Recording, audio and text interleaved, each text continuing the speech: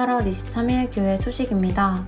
오늘 예배에 참석하신 모든 분들을 주님의 이름으로 환영하고 축복합니다. 우리 밝은 교회는 성경적인 교회인 신약교회 회복을 위해 영혼을 구원하여 제자 삼는 삶을 교회의 존재 목적으로 품고 있습니다. 오늘 예배를 통해서 구주이신 예수님을 만나시고 하늘의 복 많이 받으세요. 2026년 사역 표어입니다. 다 같이 읽겠습니다. 시작. 살리시고 채우시는 하나님만을 바라봅니다. 하반기 성공부를 신청하세요.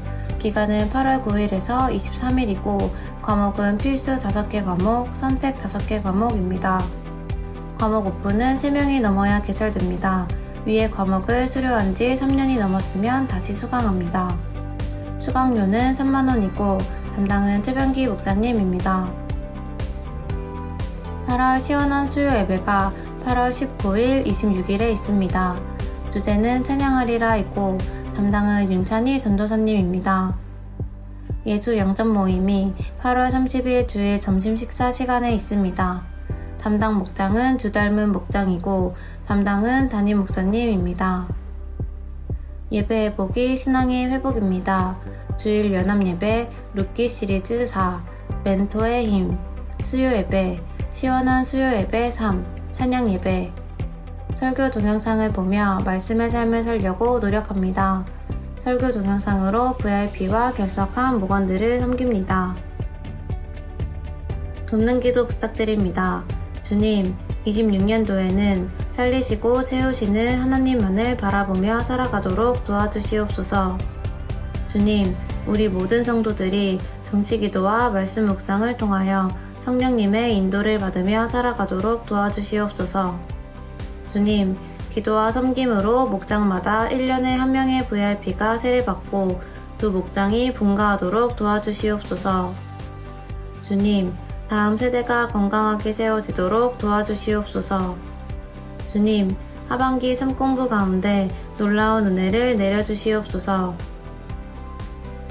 교회 청소섬김 목장입니다. 22일은 선원 목장, 29일은 미얀마 목장이 섬겨주시겠습니다. 교회 중식 섬김 목장입니다. 23일은 용인 목장, 30일은 선원 목장이 섬겨주시겠습니다. 항상 교회를 섬겨주시는 밝은 가족들이 자랑스럽습니다. 금주의 한마디, 기도와 응답. 신앙의 원리는 농부의 삶과 같습니다. 긴 시간의 섬김에 비해 추수의 시간은 짧습니다. 우리의 긴 섬김은 곧 응답받게 될 것입니다. 섬김은 길고 응답은 잠깐입니다. 이제 기도 좋은 때가 왔습니다.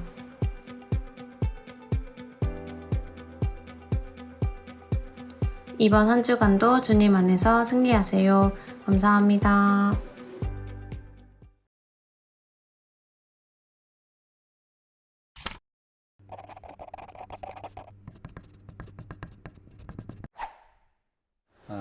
지난주 저희 부부는 수요일날 떠나서 문경으로 갔고 우리 목자 목녀님들은 목요일날 떠나서 문경으로 와서 우리가 2박 3일 전국 목자 컨퍼런스를 잘 마치고 돌아왔습니다. 여러분 기도해 주셔서 감사합니다. 그리고 또 우리 목자 목녀님들 가신다고 또 우리 목원들이 잘 섬겨 주셔서 너무 감사합니다. 이번에 많은 은혜들이 있었는데 그 은혜를 어떻게 나눌까 하다가 이제 차가 2대가 이제 갔기 때문에 이제 오며 가며 이제 나누려고 했는데 먼저 저희가 가버려 가지고 올 때 좀 간증을 들으면 좋겠다 싶어서 오면서 또 제 카니발을 탔던 분들 또 간증을 이렇게 쭉 나누고 또 휴게소에서 바꿔 타가지고 제가 스타리에 타가지고 간증을 쭉 나눴는데 참 그 은혜가 얼마나 큰지 참 재밌고 유익한 그 일들도 있었지만 또 가슴 먹먹한 그런 일들 가운데 주님 주셨던 은혜도 같이 나눌 수 있어서 너무너무 감사했습니다. 여러분들이 기도해 주셔서 저희가 안전하게 잘 갔다 온 것 같습니다. 이번 그 컨퍼런스에 갔다 와서 느낀 것이 참 가정교회 안에는 멘토들이 참 많다 그런 생각을 했습니다. 우리가 부족하고 연약할 때 우리를 인도하고 지도하고 또 우리의 부족과 필요를 채워주는 그런 멘토가 너무 많구나 그런 생각을 했고 또 우리 교회를 생각하면서도 우리 교회에다 참 멘토들이 많구나. 특별히 우리 목자 목녀님들이 우리 목원들의 멘토가 되어서 잘 섬겨주고 계셔서 얼마나 감사한지 몰라요. 그래서 우리 교회에 하나님이 주실 그 은혜가 앞으로 더 기대가 되고 더 내가 기도하고 지혜롭게 잘 섬겨가야 되겠다. 그런 다짐들을 하는 시간이었습니다. 여러분들 하여튼 우리 목자 목녀님들을 잘 섬겨주셔서 우리 교회가 신약교 회복하는 일에 또 성경적인 교회를 만드는 일에 다 같이 동역해 주시기를 주님의 이름으로 부탁드립니다. 네. 오늘 주제입니다. 멘토의 삶은 필요와 부족을 채우는 삶이다. 시작. 멘토의 삶은 필요와 부족을 채우는 삶이다. 오늘 우리가 읽었던 본문을 보면 룻의 멘토가 나옴이다라는 것을 우리가 너무나 분명하게 알 수 있죠. 시어머니가 며느리의 멘토였습니다. 룻이 정말 행복하기를 시어머니가 바라고 그 나오미가 룻을 위해서 얼마나 멘토를 잘하는지 참 놀라운 3장의 말씀인데요. 나오미는 룻이 며느리가 행복하기를 간절히 바라고 있고 어떻게 섬겨야 하는지 어떻게 세워가야 하는지 그 방법과 그 절차들을 잘 안내해 줬던 사람이 바로 나오미였습니다. 룻기 우리 1장 1절 같이 읽겠습니다. 사사시대에 그 땅에 기근이 든 일이 있었다. 그때 유다 베들레헴 태생의 한 남자가 모압 지방으로 가서 임시로 살려고 아내와 두 아들을 데리고 길을 떠났다. 사사기의 시작은 기근이었습니다. 그리고 그 기근 때문에 엘리멜렉이 두 아들과 아내를 데리고 이방 땅 모압으로 가서 살았던 이야기였습니다. 그런데 그 이야기의 시작은 비참했습니다. 그 엘리멜렉이 죽고 또 얼마 있다가 그 아들 둘이가 죽었습니다. 그리고 그 어머니는 외롭게 이방 땅에서 다시 고향 베들레헴으로 돌아와야 했었습니다. 혼자 올 줄 알았는데 룻이 그 어머니를 사랑하여서 함께 고향으로 돌아오는 것을 선택합니다. 그런데 이 기근이 그냥 기근이 아니었고 사사는 이 부분을 좀 다른 눈에서 이야기를 하고 있는 것을 볼 수 있습니다. 사사기입니다.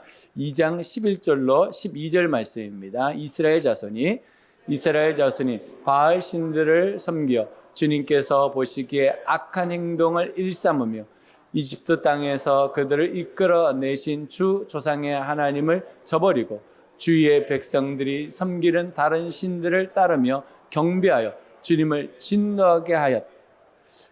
그러니까 사사기에서 얘기하는 것을 보면 이게 룻기가 사사기의 일이니까 그냥 기근이 아니었고 그 당시의 사람들이 하나님을 섬기지 않은 결과물이 기근이었던. 그러니까 이 룻기의 시작은 아마도 하나님 앞에서 죄를 짓는 것으로 시작된 것 같습니다. 그래서 기근이 있었고 그 어려움을 통해서 룻기는 무엇을 우리에게 가르쳐 주냐면 어려움과 힘든 일이 있을 때 방황하지 말고 주님께로 돌아오면 답을 얻을 수 있다라는 것을 가르쳐 줍니다. 또 하나 사사기 2장 17절에 이렇게 또 말합니다. 그러나 그들은 사사들의 말도 듣지 않고 오히려 음란하여 다른 신들을 섬기며 경배하였다. 그들은 자기의 조상이 주님의 명령에 순종하며 걸어온 길에서 빠르게 떠나갔다. 그들은 조상들처럼 살지 않았다. 그러니까 분명한 거죠. 이스라엘 백성들이 왜 하나님 앞에서 기근을 당했을까? 왜 흉년을 당하고 왜 힘들고 어려운 일을 당했을까? 그 이유는 하나님을 떠났기 때문이다라고 분명히 밝히고 있습니다. 우리가 인생을 살아가다 보면 말도 안 되는 일을 당할 때가 있습니다. 근데 그때 멈춰서라는 뜻이거든요. 멈춰서 해야 합니다. 그리고 다시 하나님께 여쭤봐야 됩니다. 주님, 어떻게 된 겁니까? 주님, 어떻게 할까요? 멈춰서서 물어볼 때 주님께서 우리에게 다시 살아갈 수 있는 지혜와 능력을 주십니다. 여러분 속에 혹시 지금 내가 멈춰서 해야 되는 거 아닌가? 라고 하는 분들이 있다면 멈춰서십시오. 그리고 다시 주님께 여쭤보십시오. 각자에게 기근이 있을 겁니다. 각자에게 힘들고 어려운 일들이 있을 거예요. 그것은 멈춰서라는 겁니다. 그래야지 주님의 뜻을 볼 수 있다라는 것이죠. 여러분 이 영화를 보셨습니까? 요즘 절찬리에 상영되고 있는 오디세이라고 하는 영화인데요. 저는 이제 일리아스라는 책과 오디세이 책을 이제 봤는데 아직 영화는 안 봤습니다. 근데 이 이야기를 우리가 잘 알고 있죠.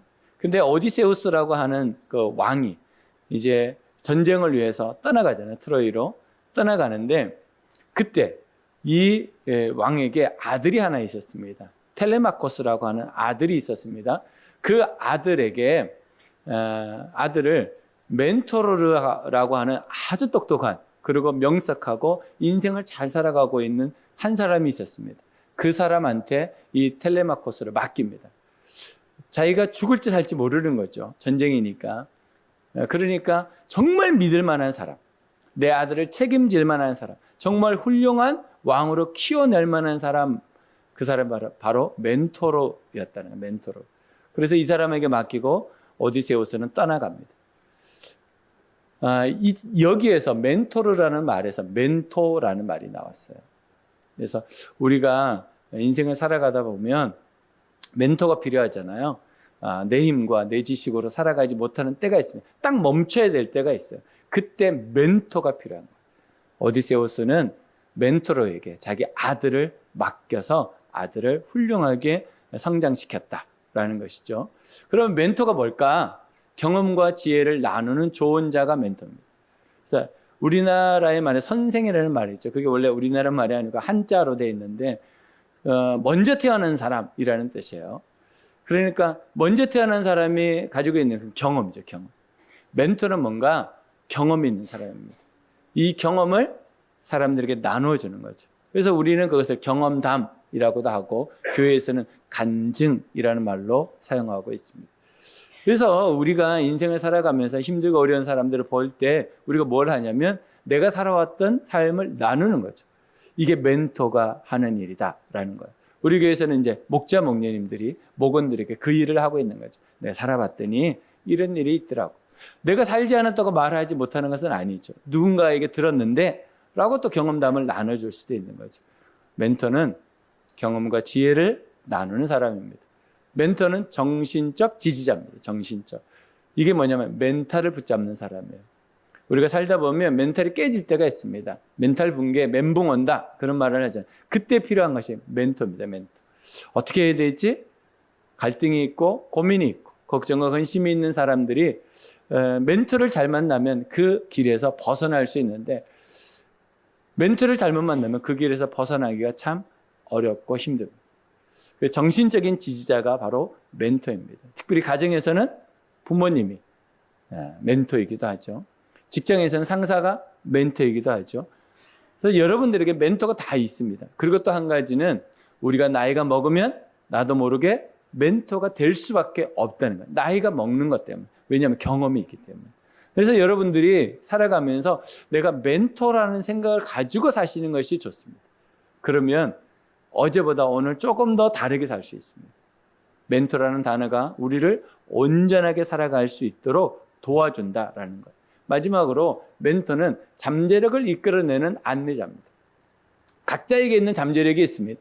근데 자기가 모르는 것을 잠재력이라 그래요. 나는 모르는데 누구는 알아요? 옆에 있는 사람은 알아요. 옆에 있는 사람은 내 잠재력을 알아요. 너무나 잘 알아요. 그래서 당신이 이거 너무 잘하던데 당신에게 하나님 주신 탤런트가 익은 것 같아. 당신은 이것을 하면 사람들이 참 기뻐하고 희망을 가지는 것 같아. 잠재력을 발견해내는 사람을 멘토라고 합니다. 그래서 우리 목자 목녀님들이 그 일을 하고 있는 거죠. 그래서 우리가 하지 않으려고 노력하지만 잘 안 될 수도 있는 일이 뭐냐면 당신 다 좋은데 이것만 하나 하면 돼. 이건 지적입니다. 이거는 훈수고 훈계입니다. 그렇게 하지 마시고 너무 이건 잘하는 것 같아. 이걸 너무 잘하는 것 같아. 이것을 할 때 사람들이 기뻐하고 살아나고 사람들이 행복해지는 것 같아. 그것이 하나님이 당신에게 준 큰 은혜인 것 같아. 이렇게 격려와 칭찬으로 잠재력을 찾아주는 것이 멘토입니다. 그래서 가정에서도 여전히 부모님이 그 멘토의 역할을 해야 한다라는 것이죠. 우리 딸이 조금 전에 간증했지만 아빠의 권면으로 새벽 예배를 결정했다. 그것이 필요할 것 같으니까. 지금 이제 직장 생활을 지난 며칠 전에 멈추고 이제 좀 헐렁한 시간들이 있거든요. 그래서 새벽 예배 가면 좋겠다. 이제 그렇게 말했더니 순종해줘서 너무 감사한 거죠.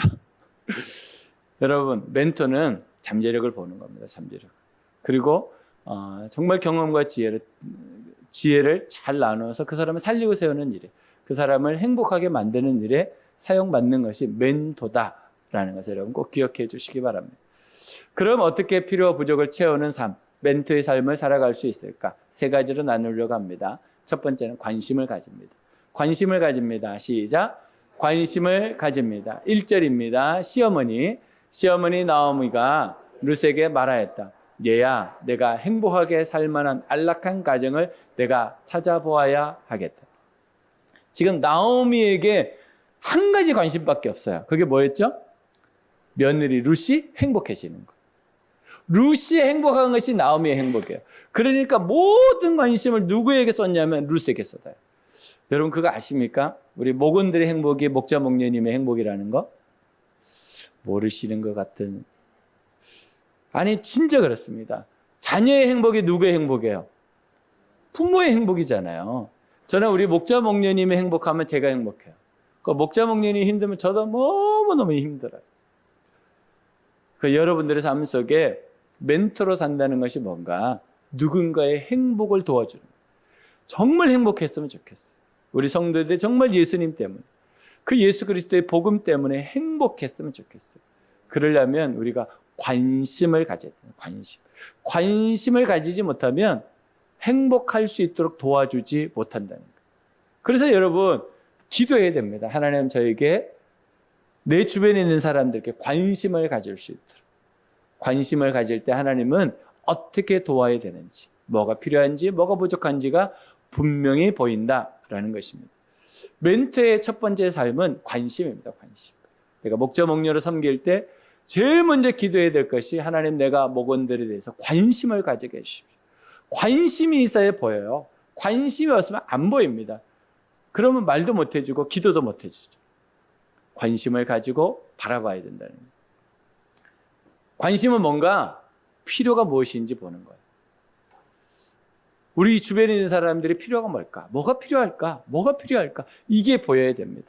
제가 어제 컨퍼런스를 끝나고 교회 도착했더니 3시 한 15분 정도 됐던 것 같아요. 폭우가 이제 내려서 로비에서 이제 기도하고 헤어졌는데 헤어지고 이제 아내를 집에다가 데려다 주고 저는 다시 교회로 와서 주일 준비를 하고 6시 넘어서 이제 귀가를 하려고 했어요. 근데 차를 딱 탔는데 그 시간이 6시 반이 다 돼 가려고 하는 시간이었어요. 근데 하나님께서 제 마음속에 무슨 생각을 주냐면 네 아들한테 전화를 해라. 그런 마음을 주셨어요. 왜냐하면 우리 조은이가 6시 반에 출근을 하거든요. 비가 오니까 제가 데려다 주면 좋잖아요. 이왕 가는 길이니까. 그래가지고 전화를 했더니 아빠 태워다 줄 거야? 태워다 줄게. 그러면 45분에 나가면 좋을 것 같아. 그래가지고 제가 그러면 내가 밑에서 기다리고 있을 테니까 내려와라. 45분에 내려와서 제가 데려다 주고 집에 와서 이제 그러니까 7시 정도가 됐어요. 그래서 집에서 이제 쉬는 시간을 가졌는데 필요를 바라보는 것이 중요합니다. 필요를. 관심이라는 건 필요해요. 제가 아들한테 관심이 있으니까 지금 이거 해주면 좋겠구나. 필요가 보이잖아요. 관심이 있으면 필요가 보입니다. 내가 뭘 도와줘야 되는지가 보인다는 거죠. 관심이 있으면 부족이 무엇인지가 보입니다. 관심이 있을 때 부족이 보여요. 관심이 없으면 부족이 안 보입니다. 그래서 여러분들 혹시 목자 목녀님이 이거 좀 해보면 너무 좋을 것 같은데 어때? 라고 하면 그것이 여러분들에게 행복해질 수 있는 상황이 되는 거예요.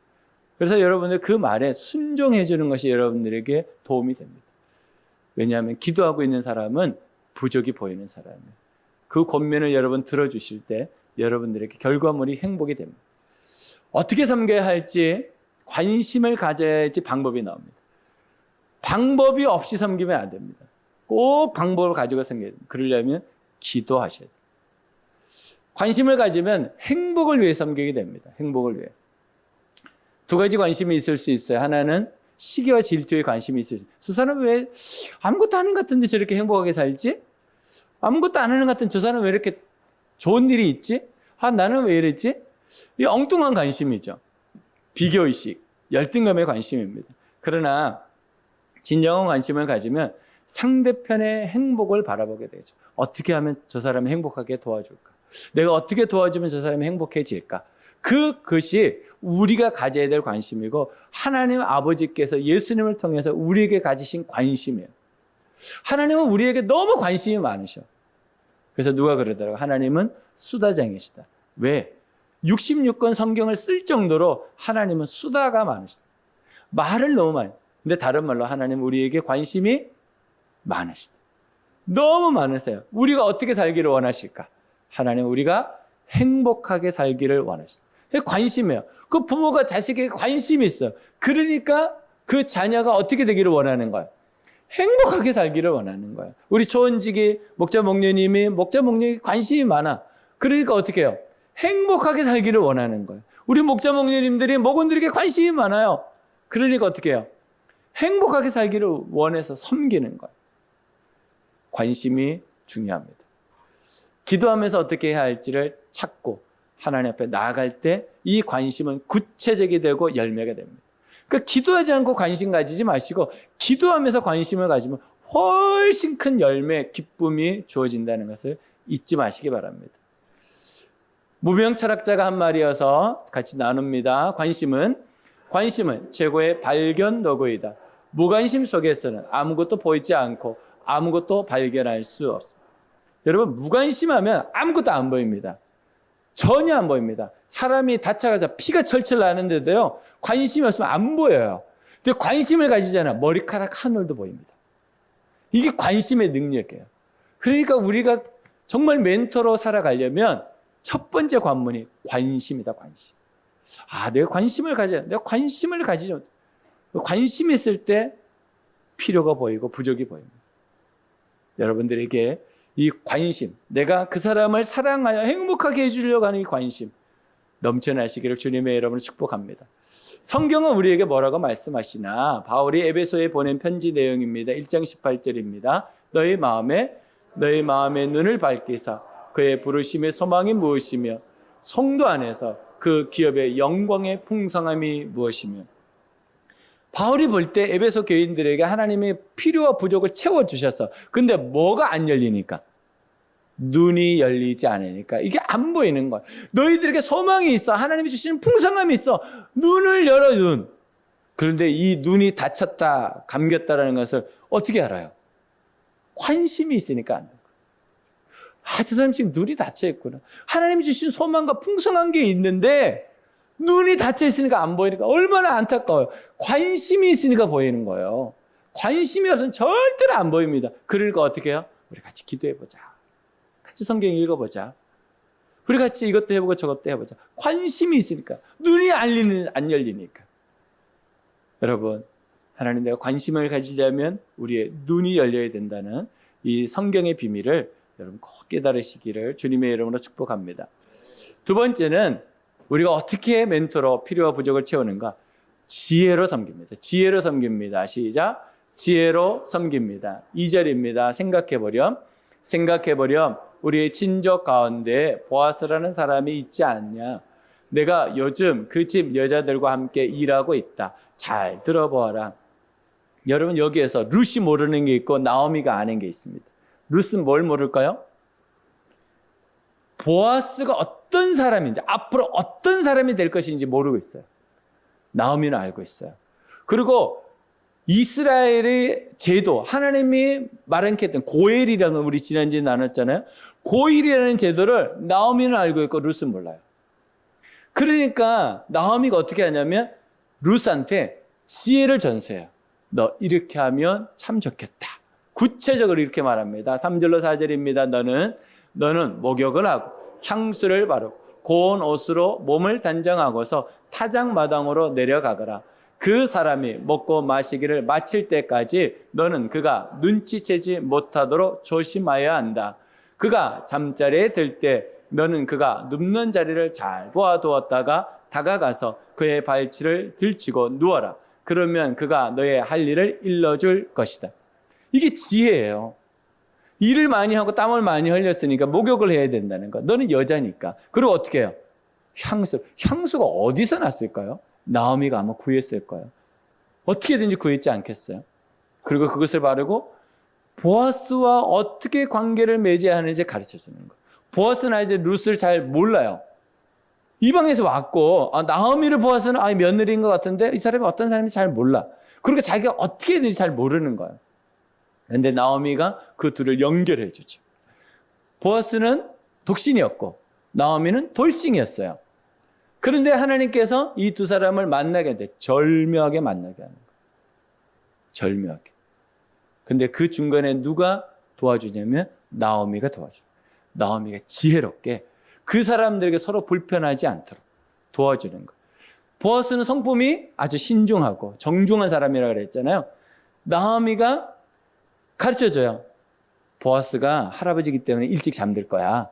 깊은 잠에 들었을 때 그 발치로 들어가. 그리고 발을 놓고 같이 자. 그리고 딱 깼는데 보아스가 깜짝 놀라는 거예요. 너 누구냐? 아, 우리 시어머니 나오미가 이렇게 하라고 그래서 했어요. 그랬더니 보아스가 과격한 사람이 아니라 했잖아요. 그랬더니 룻을 존경하고 그리고 너 다시 돌아가. 그리고 보아스의 마음에 아, 하나님께서 이 나오미와 룻을 책임지라고 나한테 보냈구나라는 마음을 가져요. 그리고 아주 정중하게 대접합니다. 함부로 대하지 않아요. 우리가 누군가를 섬길 때 꼭 필요한 게 뭘까? 지혜입니다. 지혜.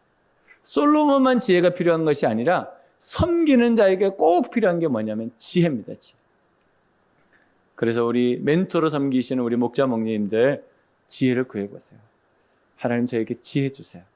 지혜 주시면 우리가 섬길 때 그 섬김이 꼭 열매가 된다라는 것을 기억하시기 바랍니다. 멘토의 두 번째 삶은 방향을 안내하는 삶입니다. 지혜는 뭔가 방향을 안내하는 거야. 이 사람들이 어디로 가야지 행복해질 수 있는지 방향을 안내하는 거야. 방향을 안내해야지 그 사람들이 결국 도착하는 그 지점이 행복이 있는 거야. 그러니까 우리가 멘토라면, 내가 부모라면, 목자 목녀라면, 아니 내가 직장에서 일터에서 내가 상관이라면, 내가 누군가에게 도와줄 수 있는 사람이라면 지혜가 필요한데 그 지혜는 항상 뭘로 나가냐면 방향을 안내하는 사람이 됩니다. 라틴의 속담입니다. 말은 바람처럼 날아가지만 모범은 자국을 남깁니다. 여러분, 멘토는, 리더는 뭐 하는 사람이에요? 자국을 남기는 사람이에요. 자국을 여러분, 세원에 가면 갯벌이 있습니다. 갯벌 가보셨나요? 저는 갯벌 가가지고 온몸을 닫은 데서 진흙탕에서 놀아본 적이 있어요. 한 몇 시간 동안. 그런데 갯벌 가다 보면 푹 꺼지는 곳이 있어요. 꼭 늪처럼. 그러니까 갯벌을 잘 모르는 사람은 잘못 빠지면 큰일 나요. 그런데 갯벌을 이렇게 많이 다녀보신 분들은 어떻게 하냐면 뒤에 사람한테 이렇게 말해요. 내 발자국만 짚고 따라와. 그 흔적을 보고 따라오는 거예요. 그 흔적을. 그 자국을 보고 따라오는 거예요. 리더는 그런 것 같아요. 먼저 살아보고 기도해보고 하나님의 인도함을 받고 가면서 자국을 남기는 거예요. 자국을. 그래서 여러분의 삶을 보여주는 삶이 필요합니다. 모델이라고 말하죠. 어떻게 해야 됩니까? 보여줘요. 뭘 보여줘요? 위기 가운데 내가 어떻게 극복하는지를 보여줘야 돼요. 그래서 우리 목자 목님에게 우리가 같이 나누었던 얘기가 뭐냐면 힘들고 어려울 때 기도 제목을 나누지 말아라. 언제 나눠요? 주님이 응답 주시고 난 다음에 하나님이 어떻게 도와주셨는지를 나누라 이렇게 말하는 거예요. 왜요? 힘들고 어려운 걸 목자 목님이 나누면 따라가는 목원들은 어떻게 하라고? 부모가 힘들고 어려운 걸 계속 나눠버리면 자녀들은 어떻게 하라고? 그러니까 응답받고. 그동안 뭐 해요? 기도하는 거예요. 근데 그것이 다 보여요, 안 보여요? 다 보여요. 리더는 어항성의 금붕어와 같은 거예요. 다 보이게 되어 있습니다. 사방팔방이 다 보여요. 그걸 누가 봐요? 목원들이 보는 거예요. 자녀들이 보는 거예요. 우리는 모델이 되는 삶, 보여주는 삶을 살아야 된다는 거예요. 살리고 세우는 삶을 살아야 됩니다. 내 주변에 있는 사람들을 살리고 세우는 삶. 어떻게 하면 저 사람을 살려야 될까? 다른 말로 어떻게 하면 저 사람을 행복하게 도와줄까? 그럴 때 지혜를 구해야 되지 않겠습니까? 성공시켜 주려고 하는 삶. 나는 우리 목원들이, 우리 자녀들이 행복했으면 좋겠다. 이게 동일한 마음 아닙니까? 그럴 때 필요한 것이 지혜라는 거지. 그러니 여러분, 멘토는 모델이에요, 모델. 자국을 남기는 사람이에요. 존 맥스웰이라는 목사님이 한 말입니다. 진정한 리더는 길을 아는 사람, 길을 가는 사람, 그리고 길을 보여주는 사람. 리더는 이렇게 가는 거예요. 이 리더는. 그래서 힘들고 어려워도 조용히 기도하는 거예요. 그러면서 하나님 보여준 그 길을 또 목원들하고 나누고 자식들하고 나누고 또 길을 한 걸음 가고 또 한 걸음 가는 것. 이게 진정한 리더, 멘토라는 것. 예수님께서 가셨던 그 길을 우리가 가고 있잖아요. 그죠? 예수님이 걸어가셨던 그 길을 우리도 똑같이 가는. 그래서 우리를 제자라고 말했죠. 또한 누군가가 우리가 갔던 그 길을 따라오지 않겠습니까? 여러분, 모델되는 삶을 꼭 살아가시기를 주님의 이름으로 축복합니다. 어떻게 하나요? 방법이 뭔가? 그러면 모델들이 가지는 방법 3가지입니다. 섬김과 기도와 순종. 우리의 DNA라고 그랬잖아요. 우리의 DNA. 이것이 우리의 기본이 돼야 된다. 섬기고 기도하고 순종하는 모습을 계속 보여주는 겁니다.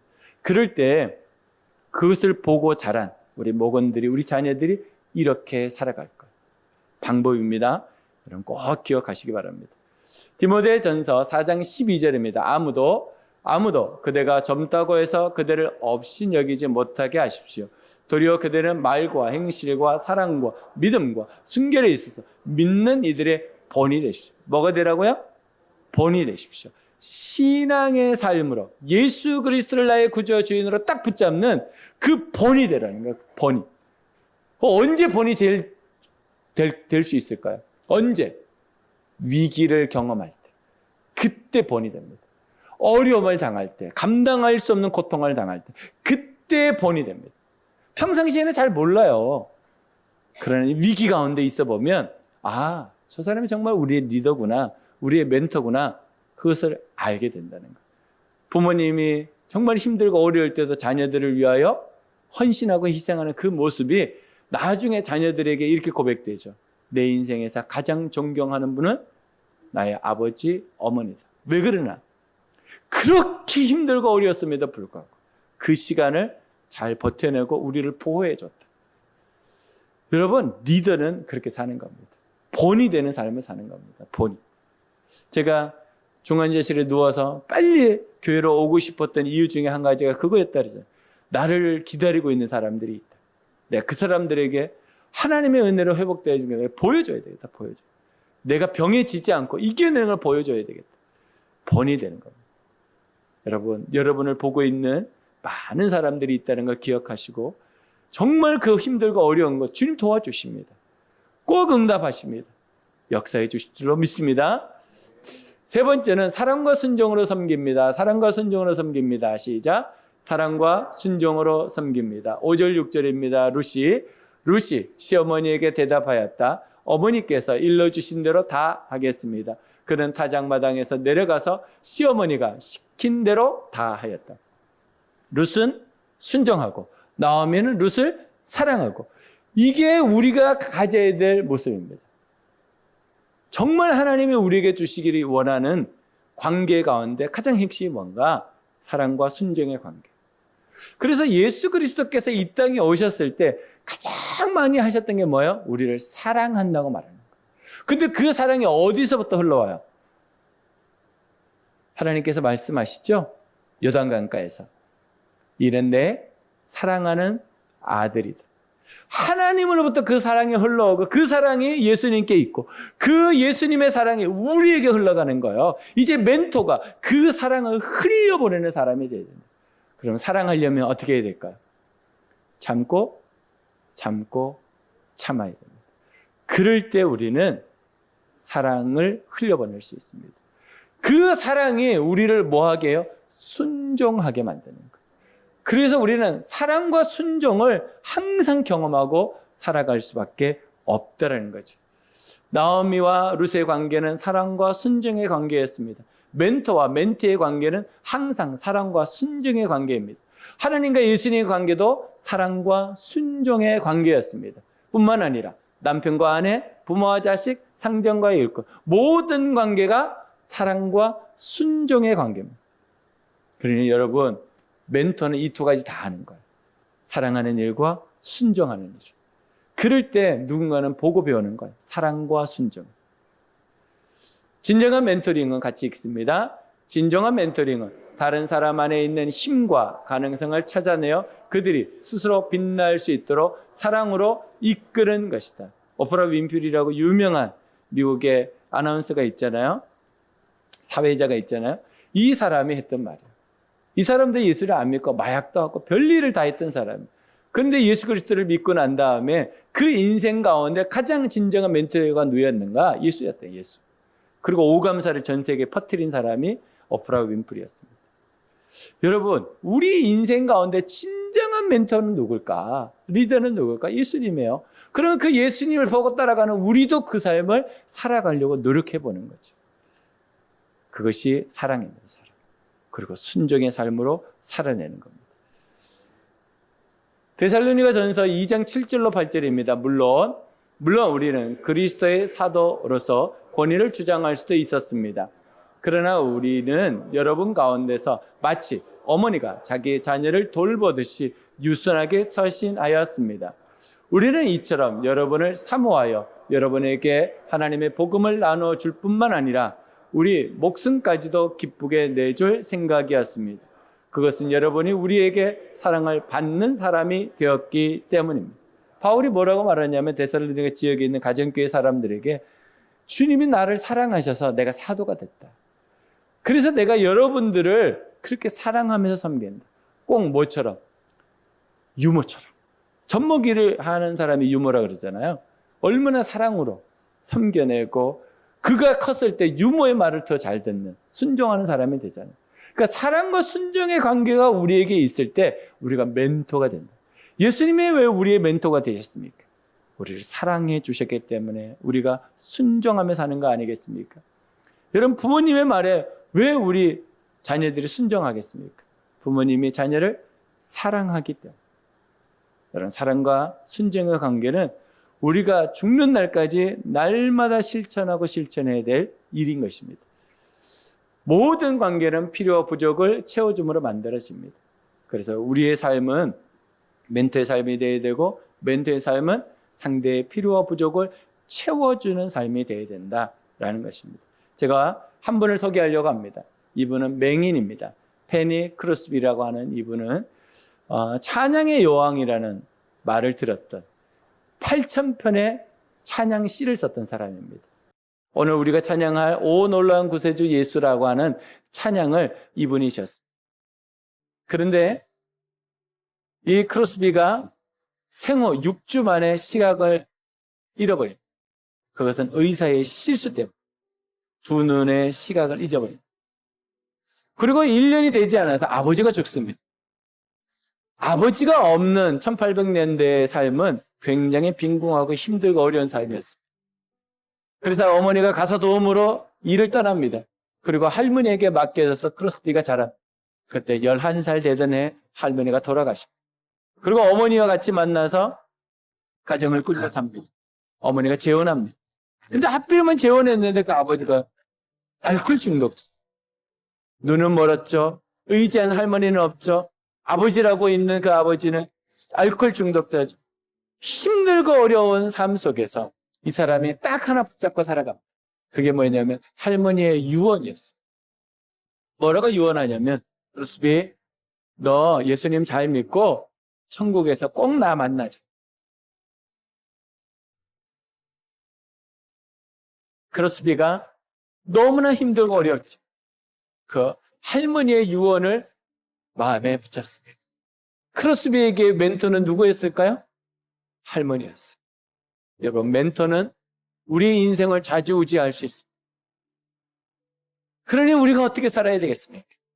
하나님 안에서 주님의 뜻대로 살아가는 것을 보여줘야 된다. 저는 우리 교회 목자 목녀님들을 위하여 기도하고 정말 멘토가 되기를 소원하고 있습니다. 여러분 삶 속에 하나님이 주시는 놀라운 은혜가 우리에게 흘러가면 참 좋겠습니다. 1900년대에 1890년에 발표된 찬양이었습니다. 이 찬양의 내용은 인생의 광야 같은 세상을 살아가는 성도들이 오직 주님의 전능하신 보호와 은혜 가운데서 평안을 누리도록 돕기 위해 지어졌다라고 합니다. 크로스비에게 이렇게 묻습니다. 당신은 눈이 보여지는 삶을 살고 싶지 않습니까? 라고 했을 때 크로스비가 이렇게 대답했다고 합니다. 같이 읽어보겠습니다. 하나님이 내게 시력을 주지 않은 것은 천국에 갔을 때 내 눈으로 주님의 얼굴을 배웁게 하기 위함. 나는 보는 게 중요한 게 아니야. 나는 오직 예수로 살고 싶습니다. 내가 천국에 도착했을 때 내 눈이 보여질 텐데 그때 처음 본 그분이 예수님. 나는 그날을 기대하고 살아가고 있습니다. 여러분, 우리가 살아가는 그 삶에 꼭 붙잡아야 될 것은 예수님입니다. 내가 꼭 보아야 될 분이 예수님입니다. 예수님을 보여주는 멘토의 삶을 잘 살아가서 나 때문에 누군가가 살아나는 그 삶을 살아가시길 주님의 이름으로 축복합니다. 기도하겠습니다.